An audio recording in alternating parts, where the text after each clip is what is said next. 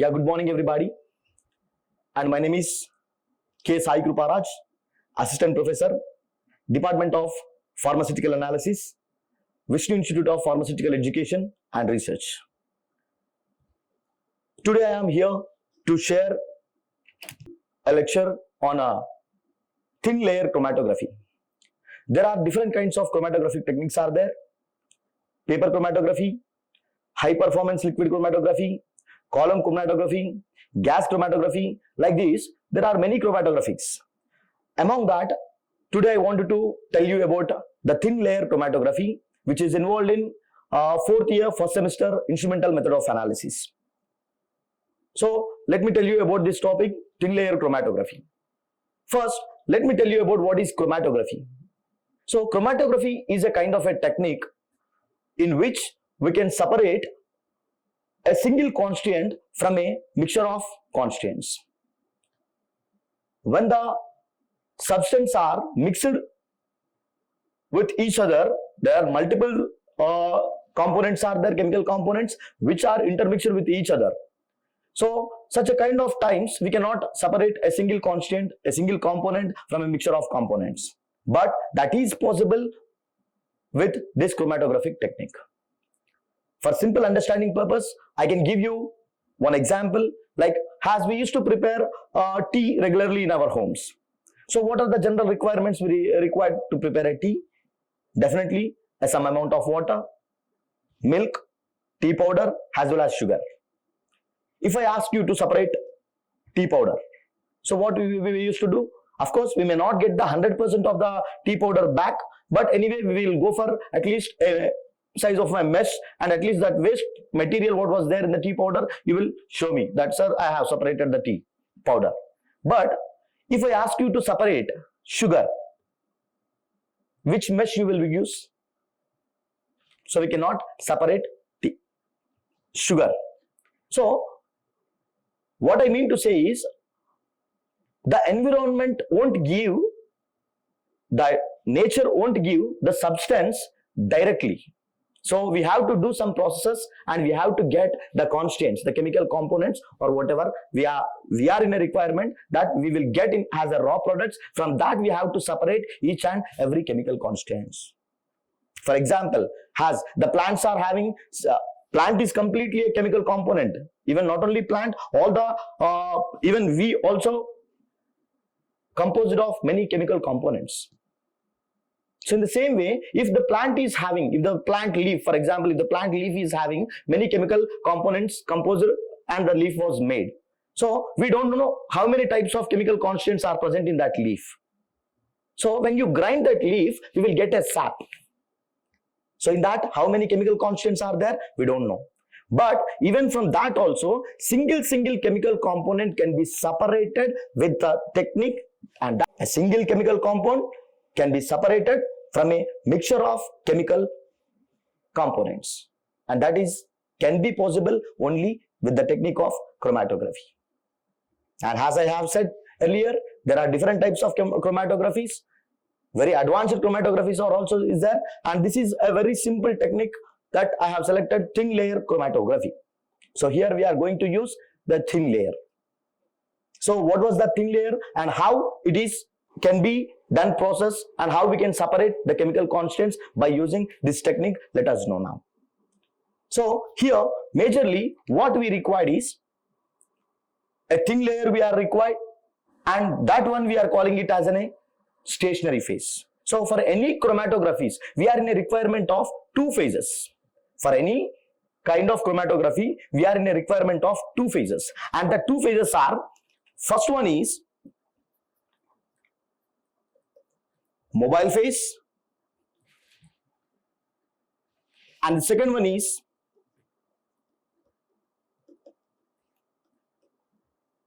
stationary phase.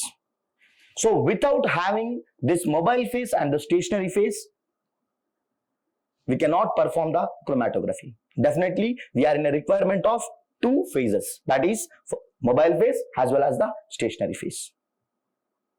So the name itself saying mobile phase, which can move, Whereas the stationary phase, which is a constant phase, that's why we are calling it as a stationary phase. So by these two phases, we are going to perform the chromatography technique. And what was the principle acting in this thin layer chromatography? So the principle is adsorption. Actually, in chromatographies, two principles used to be performed, like partition as well as adsorption. So when this partition happens, when this adsorption happens, so first any solid or else any solid stationary phases, the principle will be adsorption. For some few techniques like paper, or else if any stationary phase is also liquid, in that cases the principle will be the partition. So what is partition? Let me explain in other chromatographies. Now let me explain about the adsorption, because the major principle which is happening in thin layer chromatography is adsorption. Please make a note of that point. Adsorption. It is not absorption. Adsorption. ADSORPTION. Adsorption. So there is a small difference between absorption and the adsorption. Absorption, which is completely getting into our body, is called as absorption. The mode of food or the mode of nutrition in animals is absorption. We are completely swallowing it. But whereas adsorption, in the sense, the particles coming and attaching to the surface of its body, we are calling it as adsorption. For example, if this is the layer, so the particles are coming and attaching onto the surface, but not entering into the surface. So that one you can call it as adsorption. Depending upon this principle, the complete thin layer chromatography used to be happen. So adsorption, depending upon the adsorption only, the complete principle works. And relative affinity, the any kind of substance, any unknown substance also we can perform in this technique. Depending upon the relative affinity towards the stationary phase, the particles will elute out. If the chemical compound is having higher affinity, then that higher affinity will elute out late. If the chemical substance is having lower affinity or low affinity towards the stationary phase, then it will elute out. It will elute out very fast. Depending upon this principle, the thin layer chromatography used to be performed. So first we are in a requirement of mobile phase and we are in a requirement of stationary phase. So mobile phase, the movement of the mobile, the name itself saying mobile phase, in the sense it can be movable. It can be movable. So which kind of mobile phase we are going to select in the thin layer chromatography? So it completely depends upon the type of substance what you wanted to separate. The type of substance what you wanted to separate, that depending upon that, and nature of the substance and nature of the stationary phase what you are selecting. Depending upon that, we have to select the mobile phase. Generally in a ratios like water, acetone, or else in some cases of methanol, there will be some ratios. Depending upon that ratios, we are going to prepare the mobile phase. And once type of mobile phase is not suitable for all kinds of the chemicals. Depending upon the chemicals nature, we are going to select the mobile phase. And of course, we have to take into the consideration of the which kind of stationary phase you are going to select. So here in the thin layer chromatography, we are taking the stationary phase is a thin layer. A thin layer, of course, these thin layers are commercially, they are available in the market. So what was the substance made up of? Is it can be a glass piece, just like a slide,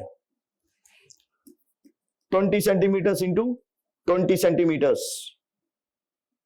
So which we will call it as full length one. Full length. And 20 centimeters into 10. half length, 20 centimeters into 5 centimeters, quarter length.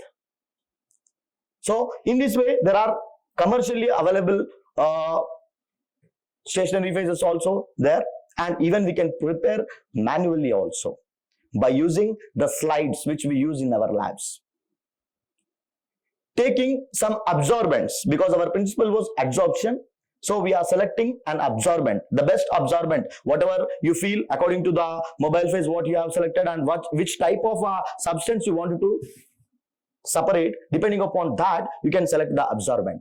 Generally using absorbent is silica gel. Silica gel we are going to use in the substance. So 1:2 ratio. That means here the adsorbent 1:2, water ratio is 2. We are going to mix it. We are going to mix it until it becomes a slurry, just like a not completely semi-solid, below semi-solid, just like a slurry. It has to be prepared. So after the silica gel, after mixing with the water, it becomes slurry formation.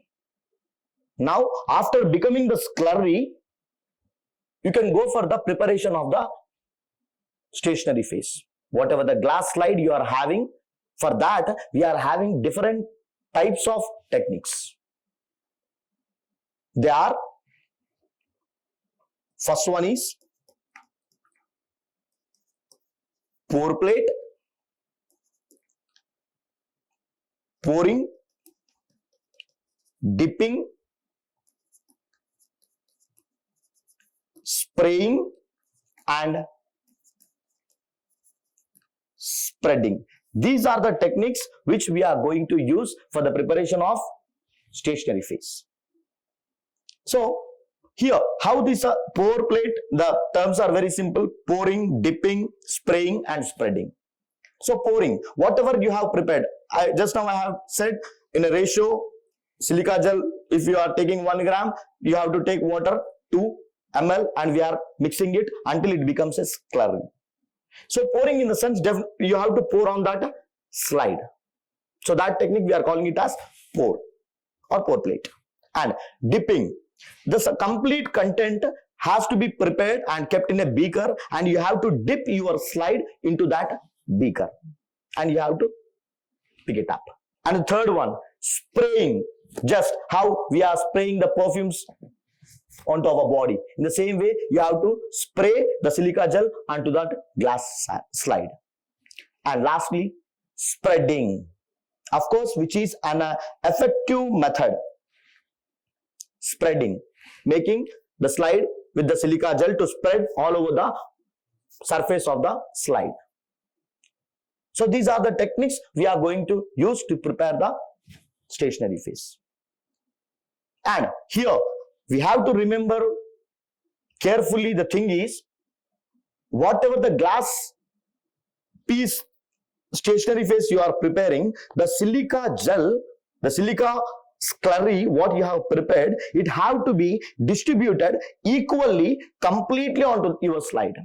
It should not be accumulating the substance at one places. That is not the perfect practice.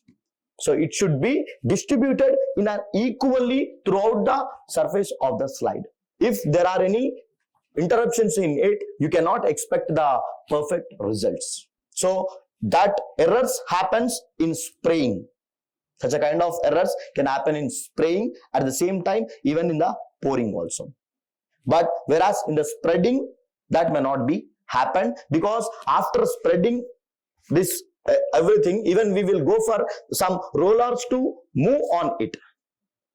So that one we are just calling that as a after doing all these processes, we will make the stationary phase to activation. So how we are going for this activation means, after preparing all this, we have to make the roller to move on to that slide. So the benefit of the roller to move on to that slide is, which makes the surface to equally distribute, and even if there are any cracks in between that silica gel what we have spreaded onto that slide, if there are any cracks, that will be avoided. And if there are any moisture content or water content, if still there are any presence, so that will be removed and it will be completely distributed throughout the surface of the slide. In that way, we can prepare the stationary phase manually. So after preparation, that has to be kept in hot air oven for 100 to 120 degrees up to 1 hour. Then only you can call it has activated stationary phase. So in this way, we are going to prepare the stationary phase. After preparation of the stationary phase, as anyway we are going to select the mobile phase in a ratios depending upon the nature of the substance what you wanted to separate, and depending upon the kind of a stationary phase what you have selected. So now both the things are now available, mobile phase and the stationary phase. And the principle is adsorption. The particles will come and attaches to the surface of the stationary phase. Depending upon the relative affinity towards the stationary phase, the particles will move or the chemical compound will elute out. And let us see how this technique used to work. So whatever the mobile phase we have prepared according to the ratios like acetone maybe or water, sometimes even we go for ethanol or methanol in the ratios, we will prepare the mobile phase, and that has to be taken into the tank. Just you can use a beaker also. In this, now we are having our mobile phase. We are having our mobile phase. Completely we are having our, in this mobile phase, how we are going to keep our sample on the stationary phase. So as this is our slide, which we have prepared with this silica gel. So or else the commercially available aluminium plate with a silica gel.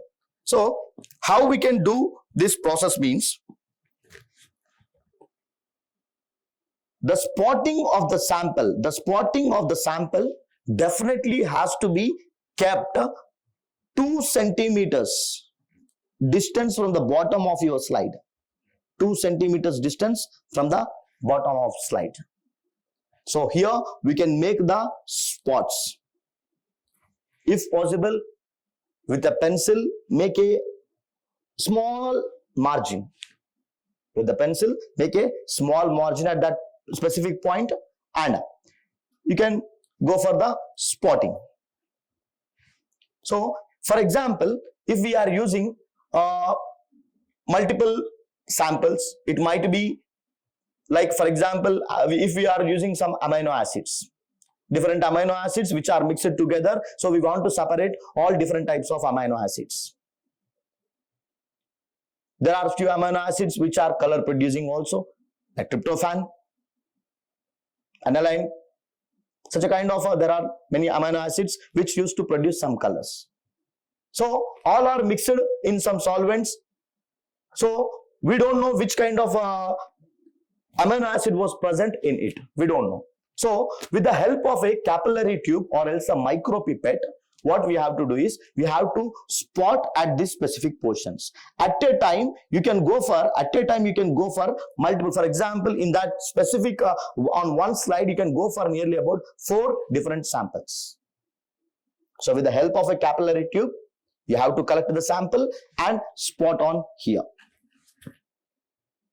And not for the single time, go for multiple times. Just spot it, wait for some time. After completely observed, go for once again, and after it is observing, go for once again. In that way, go for 3 times. You have to keep the spotting. If you have any standard, you can place the standard sample also over there. So after completion of that spotting, just take this slide and dip into the mobile phase. Take this slide and dip into the mobile phase.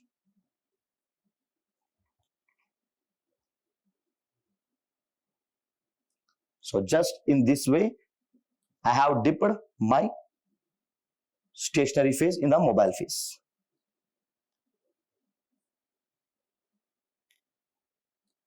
Now, due to the absorbing nature of your silica gel, the mobile phase whatever you have used, that will travel against to the gravitational force. It will completely run along with the samples what you have spotted over here. Along with the samples, the mobile phase will run through the slide. So, if this is my slide, so here are my spots. As the mobile phase was running, in that mobile phase, even my samples, whatever I have spotted, even that is also will run. So, while the movement of the mobile phase was happening, along with that mobile phase, whatever the samples I have spotted, even that also used to run in the mobile phase. But here, the principle is adsorption, relative affinity towards the stationary phase. All the samples may not have the same relative affinity towards the stationary phase. One sample is having high relative affinity towards the stationary phase. Some chemicals are having low relative affinity towards the stationary phase. So depending upon that, the traveling of the samples used to be happen in the stationary phase. Let me explain it in other slide. For example, this is my slide, and here are the spots where I have placed my sample. So the mobile phase has ran up to this portion here. Up to here, the mobile phase has ran. The flow of the mobile phase went up to here, and I have kept different spots, two different samples I have placed, and both are mixed with different chemical components. So from that single spot, there might be three different samples. So one may run up to this point, and one may run up to this point, one may run up to this point. So here also in the same way it will run. So the chemical components which are present in this specific portion, one may run up to here, one may run up to here, one may be run up to here. So what is making like this means, here the sample which is present is having, the sample which is present here is having high affinity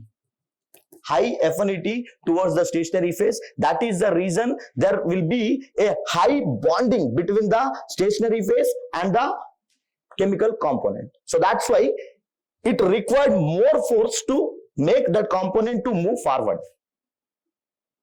So it is taking lot of time. So here this sample is having low affinity, so there won't required a much pressure to push that sample. So that's why low affinity samples will elute out fast, and high affinity samples will elute late. In this way, we are going to separate each and every chemical components, a mixture of chemical components. From that, we can separate a single chemical components with the help of this thin layer chromatography. After completion of this portion, after completion of this complete part, you have to dry this slide. Just no need of going for any other technique, just go for the sunlight. So some colored spots you will be observed. Some colored spots you will observe. So here you might observe some reddish color. Here you might observe some different yellowish color. Here you might observe some different color. So here what we have to do is we have to go for the calculation of RF value. RF equals to distance traveled by the solute divided by distance traveled by the solvent. Here you will get the RF value. RF value you will get over here. So the complete solvent run, the distance you have to measure with your scale what was the centimeters of the distance traveled by your mobile phase, that will be in the down portion, and the solvent which you want to measure here, if you want to measure this one, the distance has to keep here. When you divide that, you will get the RF value of that particular substance. And if that is a color producing one, directly it can be visualized. Because it is a color producing, the color, by seeing that its color, we can say at very specific portion up to here my sample has run in that way, because it is a color producing agent. If your chemical constant is not a color producing one, then what we have to do? If it is not a color producing one, then definitely we have to go for some other techniques. We are having some other techniques. They are visualizing agents. We have to go for some visualizing or the detecting agents, and the detecting agents are iodine chamber method, sulfuric acid spray method, and fluorescent method, UV chamber method. So these are the 4 methods we can use. And of course, even in this also, non-specific and specific types. Both types are there. Non-specific and specific are there. In non-specific, we are going to get that iodine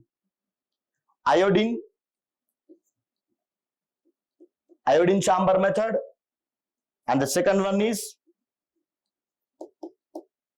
sulfuric acid spraying method, and UV chamber method, and lastly fluorescent method. So these are the non-specific methods.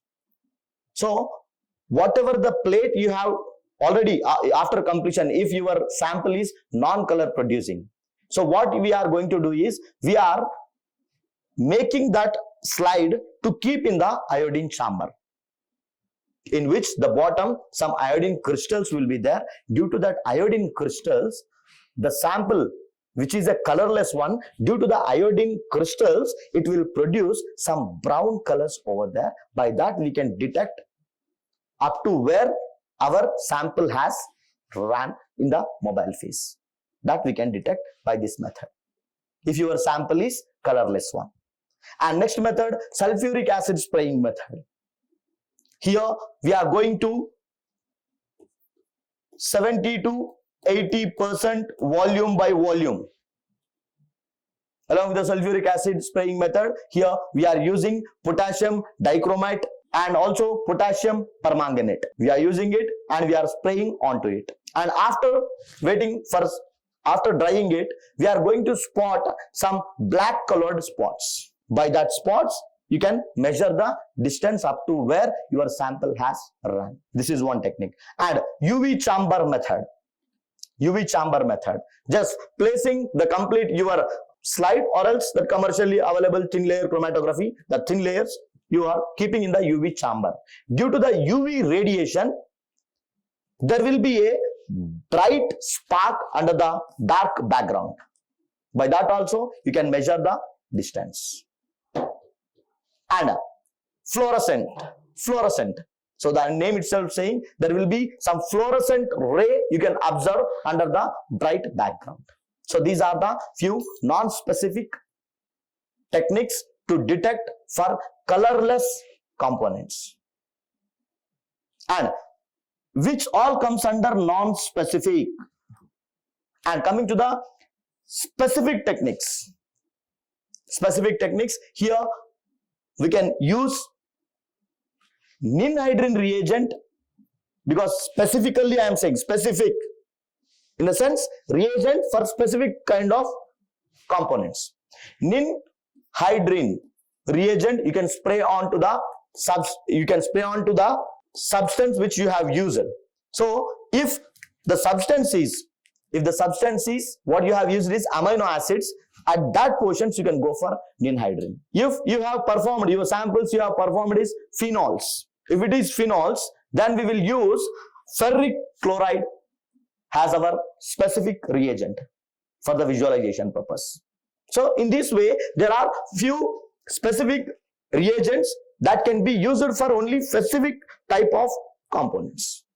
In this way, we are going for the colorless substances. So if it is colored directly by spotting, by seeing, by observing the color up to where it has traveled, you can directly, the distance traveled by the solute divided by distance traveled by the solvent. So there is no issue, directly you can measure it. You will get the RF value. But if your sample is colorless, then you can go for such a kind of technique. Any of the technique you can employ.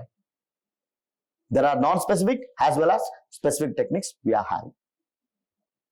And so for which kinds of substances,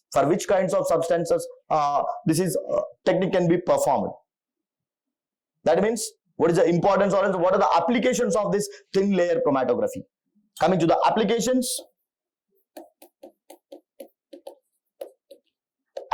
of TLC, separation of drugs and chemicals or any other reagents. And the second application, separation of antibiotics, separation of biologics, separation of proteins, and separation of vitamins. This can be possible by this method. And detecting the impurities and few qualitative analysis of the substances. So these are the applications which we use in the thin layer chromatography. Of course, the detecting of the impurities also can be performed by this method. So this is about the thin layer chromatography, and by this I want to end my thin layer chromatographic topic. And in the next class, let us discuss about few other topics which are involved in either instrumental method of analysis or any analysis topics. Thank you very much. Like, share and subscribe. Hit the bell icon for more updates.